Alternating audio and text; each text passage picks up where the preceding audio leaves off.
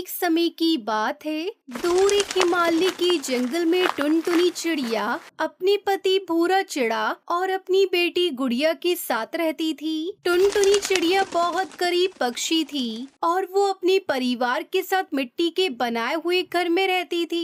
लेकिन कुछ दिनों बाद बारिश का मौसम आने वाला था। हर दिन उसे डर रहता था कि अगर बारिश हो गई तो उसका मिट्टी का घर पानी में मिल जाएगा, वो और उसका परिवार बेघर हो जाएगा। फिर वो क्या करेगी, कहाँ जाएगी? एक दिन इसी परेशानी में वो अपने पति भूरा चिड़ा से कहती है, सुनिए जी, हमारा घर मिट्टी का बना हुआ है। कुछ दिनों बाद बारिश का मौसम भी शुरू हो जाएगा। अगर हमारा घर बारिश के पानी से ढह गया तो हम कहाँ जाएंगे? और इससे हम दोनों की और हमारी बेटी गुड़िया की जान को भी तो बहुत खतरा है। मुझे तो ये बात अंदर से खाई जा रही है। आप कुछ कीजिए ना, नहीं तो हम क्या करेंगे?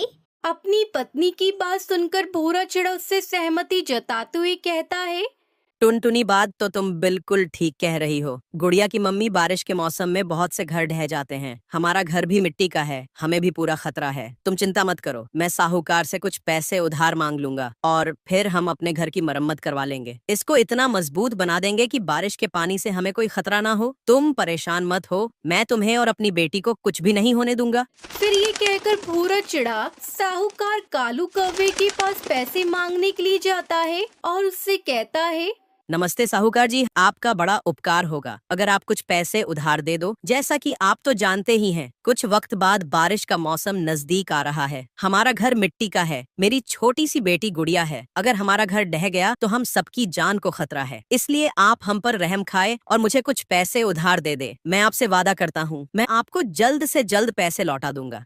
भूरा चिड़ा की बात सुनकर साहूकार कालू कौवा कहता है, देखो भाई भूरा, मैं तुम्हारी बात को समझ रहा हूँ। मैं जानता हूँ तुम अपने परिवार की सुरक्षा को लेकर बहुत परेशान हो और होना भी चाहिए। सुनो, पैसे तो मैं तुमको दे दूंगा, लेकिन याद रखना, मैं 10% की ब्याज दूंगा। अगर तुम मुझे 10% का ब्याज दे सकते हो तो पैसे ले लो। कोई परेशानी वाली बात नहीं है मुझे।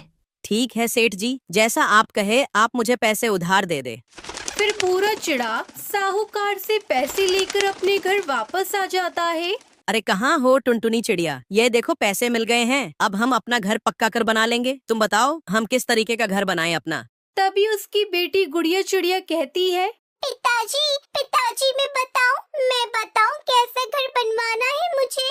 अरे बेटी गुड़िया, तुम्हें कैसा घर बनाना है तुम बताओ, मुझे तुम्हारे पापा वैसा ही घर बनवाएंगे। पिताजी, मैं अक्सर अपनी दोस्त के घर जाती हूँ। उसका घर बाहर से दिखने में बहुत ही ज्यादा खूबसूरत है। उसने अपने घर पर सब्जियों का पेंट किया हुआ है और सब्जियाँ सजाई हुई है अपने घर के बाहर। उसका घर तो मुझे बहुत अच्छा लगता है। अरे ये क्या बात हुई भला, अपने घर के बाहर सब्जियाँ कौन सजाता है गुड़िया बेटा? पिताजी, ये दिखने में बहुत अच्छा लगता है। हम अपने घर के बाहर फूल सजाएंगे और फूलों का डिजाइन का कलर करेंगे। ये बहुत अच्छा लगेगा, आप मेरा विश्वास कीजिए। हाँ बेटा, ये तुम कैसी बातें कर रही हो? भला फूलों का घर भी होता है क्या? ये सब बटपटी बातें हैं बेटा। लेकिन उनकी बेटी बहुत जिद करती है। फिर हारकर टुनटुनी चिड़िया भूरा चिड़ा मान जाते हैं।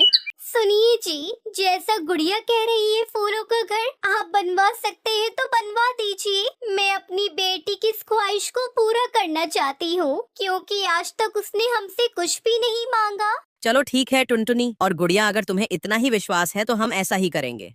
फिर कुछ दिन यूं ही गुजर जाते हैं और टुनटुनी चिड़िया का घर बनता है। जैसा गुड़िया ने कहा था वैसा ही फूलों का घर बना था और वो दिखने में बहुत अच्छा लग रहा था। ये देखकर टुनटुनी चिड़िया का परिवार बहुत खुश होता है। अरे वाह भूरा जी, ये फूलों का घर तो दिखने में बहुत सुंदर लग रहा है। सच कहती थी गुड़िया, घर बहुत अच्छा लगेगा। टुनटुनी चिड़िया के फूलों के घर की बात पूरे जंगल में फैल जाती है। सब पक्षी उसके घर के बारे में बात करने लगते हैं।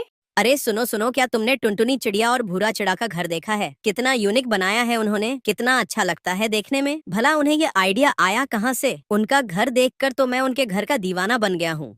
जंगल के सारे पक्षी इस तरह फूलों का घर देखकर हैरान मेहमान थे और वो तारीफें कर रहे थे। एक दिन सुंदरी कौवी टुनटुनी चिड़िया के फूलों के घर में आती है। अरे टुनटुनी चिड़िया बहन, ये तुमने कितना सुंदर फूलों का घर बनाया है। इस घर को तो देखकर जंगल का हर पक्षी दीवाना हो गया है। ये आइडिया आया कहाँ से तुम्हें? अरे सुंदरी बहन, ये आइडिया गुड़िया का है, क्योंकि उसने दूसरे जंगल में अपनी सहेली का सब्जियों का घर देखा था और वो चाहती थी कि उसका घर फूलों का हो। अच्छा गुड़िया बेटी की पसंद तो लाजवाब है टुनटुनी बहन। फिर सुंदरी कौवी वहाँ से चली जाती है। कुछ दिनों तक कड़ी मेहनत करने के बाद भूरा चिड़ा साहूकार कालू कौवे के पैसे लौटा देता है और अब बारिश का मौसम भी आ गया था। लेकिन टुनटुनी चिड़िया उसके परिवार को अब कोई डर नहीं था। वो इस बरसात के मौसम का अपने फूलों के घरों में बैठकर आनंद ले रहे थे। देखो भूरा जी, आज ये बारिश कितनी अच्छी लग रही है। हमारे नए घर से पहले तो ये बरसात मुझे खौफ लगती थी, कहीं ये मेरे परिवार को या मेरे घर को मुझसे छीन न ले। लेकिन आज इस नए फूलों के घरों में ये बरसात किसी सौगात से कम नहीं लग रही। फिर टुनटुनी चिड़िया अपने परिवार के साथ खुशी खुशी फूलों के घर में रहकर अपनी जिंदगी गुजारती है।